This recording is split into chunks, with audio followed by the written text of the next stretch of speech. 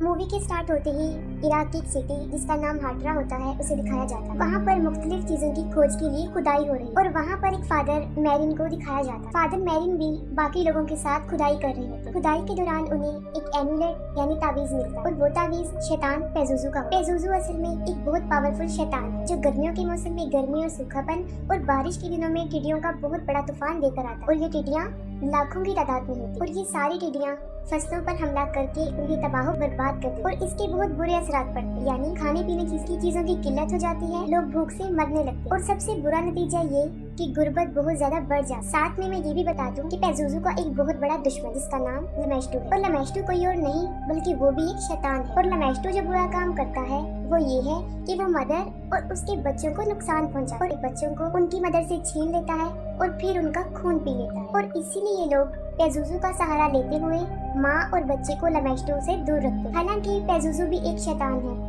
लेकिन लोग उसे अपनी हिफाजत के लिए यूज करते हैं, उसका सहारा लेते हैं क्योंकि वो दूसरी शैतान लमेस्टू से उनको बचा कर रखता है। फिर फादर मैरिन को दिखाया जाता है, ऐसी जगह पर पहुंचते हैं जहां उन्हें पेजुजू का स्टैचू मिलता है और वहां पर दो डॉग भी होते हैं जो उस वक्त आपस में लड़ रहे होते हैं और वो इस बात का इशारा होता है कि दो शैतान आपस में लड़ रहे हैं, दोनों शैतान यानी पेजुजू और लमेस्टू। इसके बाद जॉर्ज टाउन दिखाया जाता है और वहाँ पर क्रिस मैकनील को दिखाया जाता है जो मूवी में एक एक्ट्रेस का रोल प्ले कर रहे हैं और अपने डायरेक्टर वर्क की एक मूवी जो स्टूडेंट्स के ऊपर बनाई गई है उसमें काम कर रहे हैं। क्रिस की एक 12 साल की बेटी रीगन होती है। क्रिस एक बहुत फेमस एक्ट्रेस होती है जिसके पास शोहरत, दौलत, दुनिया की हर चीज होती है। नेक्स्ट सीन में दिखाया जाता है कि दोनों माँ और बेटी एक दूसरे के साथ होती है। क्रिस को अपनी बेटी के टॉयज में एक ओजा बोर्ड मिलता है। क्रिस अपनी बेटी से उस बोर्ड के बारे में पूछती है जिस पर वो जवाब देती है कि मैं अक्सर इससे खेलती हूँ। क्रिस उसे कहती है कि ये गेम अकेले खेलने वाली नहीं है, जिस पर वो जवाब देती है कि मैं इस गेम को अकेली नहीं खेलती, मेरे साथ कैप्टन होडी भी इस गेम को खेलते। क्रिस उसे कहती है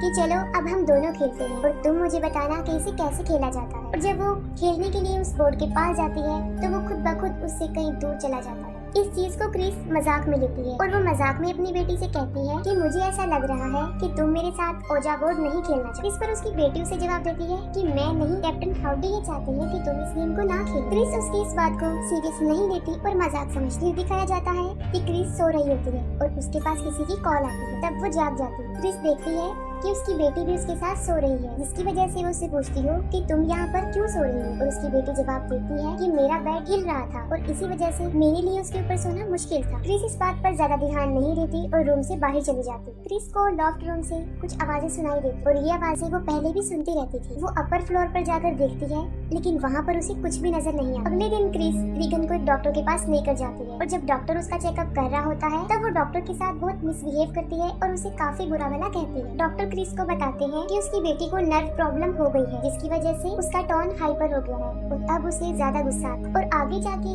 ये चीज डिप्रेशन में बदल जाती है। जिस पर क्रिस डॉक्टर को बताती है कि उसकी बेटी को किसी किस्म की भी कोई प्रॉब्लम नहीं है। जिस पर डॉक्टर उसे कहता है कि रीगन के फादर उसके साथ नहीं रहते और ना ही कभी उन्होंने इसके साथ कांटेक्ट किया है, शायद यही वजह हो सकती है जिसकी वजह से वो टेंशन में है। इसके बाद फादर कैरिस को दिखाया जाता है। फादर कैरिस की मदर को उसके भाई किसी मेंटल हॉस्पिटल में एडमिट करवा देता है और इस बात को लेकर कैरिस की मदर बहुत ज्यादा सैड हो जाती है। उनकी मदर एक बूढ़ी औरत होती है जिनका पाँव फ्रैक्चर होता है और वो किसी भी डॉक्टर को अपना ट्रीटमेंट करने नहीं दे रही है और उन्हें यहाँ पर एडमिट करवाने की वजह भी यही होती है।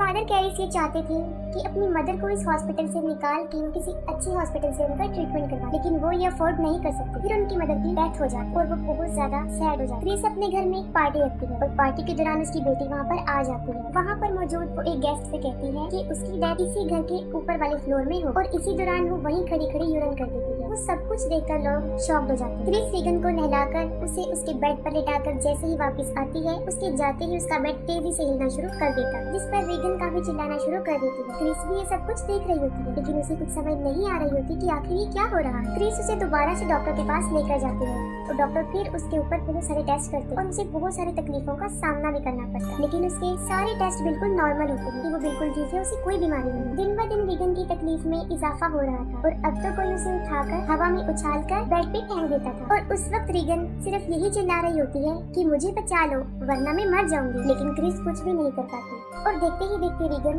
पोजेस हो जाती है और डॉक्टर के कंट्रोल से भी बाहर हो जाती है। वो उसे नींद का इंजेक्शन देकर गहरी नींद सुला देता है। क्रिस जब डॉक्टर से घर वापस आती है तब उसे पता चलता है कि उसकी डायरेक्टर बर्क छत से गिरकर मर गई और उस वक्त बर्क रीगन के पास ही होता है। वो इसलिए होता है ताकि वो अकेली ना रहे। रीगन बिल्कुल उल्टी होकर सीढ़ियों से नीचे उतर रही होती है, जो कि बहुत अजीब तरीके से, और इसी दौरान उसके मुंह से ब्लड भी आ रहा होता है और क्रिस उसे देखकर घबरा जाती है। अब डॉक्टर और साइकाइट्रिस्ट को कुछ भी समझ नहीं आ रही होती कि आखिर उसे हुआ क्या है, क्योंकि उसके ऊपर वो पहले ही बहुत सारे टेस्ट कर चुके हैं। और अजीब बात तो ये है कि उसके टेस्ट में भी कोई बीमारी नहीं आई, सारे टेस्ट बिल्कुल नॉर्मल। इसलिए सब मिलकर क्रिस को मशवरा देते हैं कि वो जादू तोड़ने वाले के पास जाए और रीगन का एग्जॉर्सिज्म करवाए। आगे हमें दिखाया जाता है कि क्रिस से मिलने विलियम आते हैं, जो बर्क का केस हैंडल कर रहे हैं। वो क्रिस से उस रात के बारे में पूछते हैं और साथ में ये भी बताते हैं कि बर्क की डेथ में बहुत सारी अजीब चीजें भी हुई थी, और वो बिल्कुल सही बताते हैं कि उसकी गर्दन पीछे की तरफ टर्न हो गई थी, और इस बात का सिंबल था कि उसे किसी शैतान ने ही मारा है। कौंसिल विलियम के वहाँ से जाने के बाद रीगन के रूम से बहुत ज्यादा चिल्लाने की आवाजें आ रही है। क्रिस जब उसके रूम में जाकर देखती है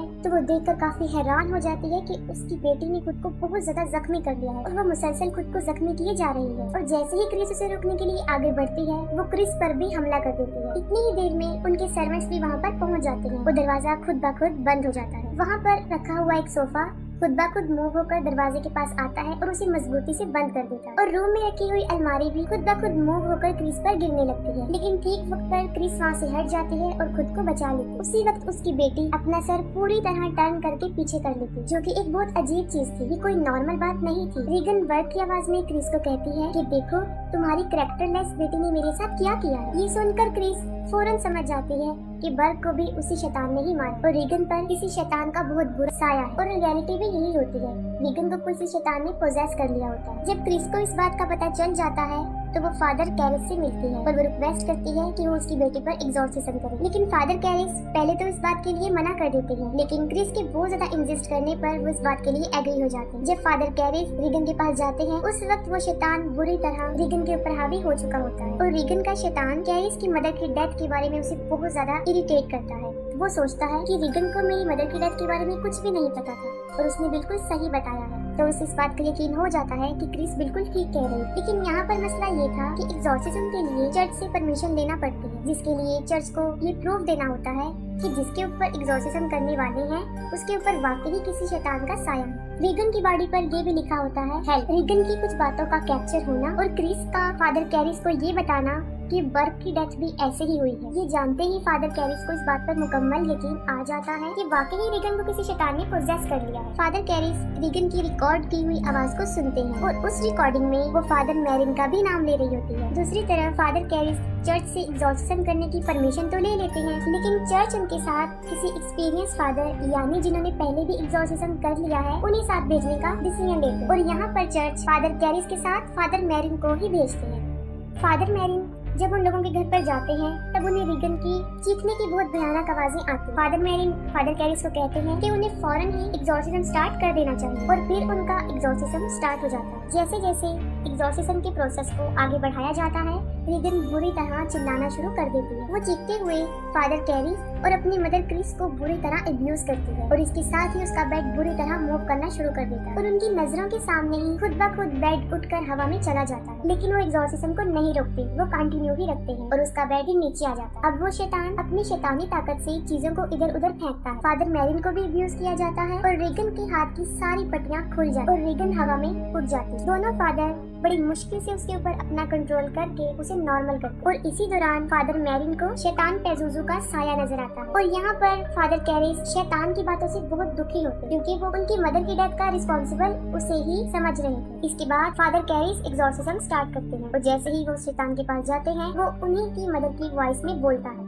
और वो एक बार फिर ये ब्लेम करता है कि उनकी मदर को उन्होंने ही मारा है। और उसी दौरान फादर कैरिस अपने आप पर कंट्रोल नहीं कर पाते। फादर मैरिन उन्हें कहते हैं कि वो यहाँ से फिलहाल बाहर चले जाए, और फादर मैरिन अकेले ही एग्जॉर्सिज्म पूरा कर। कुछ टाइम गुजर जाने के बाद फादर कैरिस दोबारा रीगन के रूम में आते हैं। तब वो देखकर हैरान हो जाते हैं कि उस शैतान ने फादर मैरिन को भी मार डाला। ये देखकर फादर कैरिस को बहुत गुस्सा आता है, और वो शैतान को कहते हैं कि वो रीगन को छोड़कर उनकी बॉडी में आ जाए, और वो शैतान ऐसा ही करता है। वो रीगन की बॉडी को छोड़कर फादर कैरिस की बॉडी में चला जाता है। तभी फादर कैरिस उस शैतान के मिशन को रोकने के लिए अपनी जिंदगी को ही सैक्रिफाइस कर देते और उस रूम की खिड़की से कूद जाते हैं। उनके नीचे गिरते ही बहुत सारे लोग वहाँ पर जमा हो जाते हैं। तभी फादर कैरिस के दोस्त भी वहाँ पर आ जाते हैं और फादर कैरिस की इस दुनिया को छोड़ जाने में उनकी हेल्प करते हैं। रीगन अब बिल्कुल नॉर्मल हालत में आ जाती है और वो सब कुछ भूल चुकी होती है। उसे अपनी पुरानी कोई भी बात याद नहीं होती, और कुछ दिन गुजर जाने के बाद रीगन अपनी मदर के साथ उस जगह को छोड़कर चली जाती है।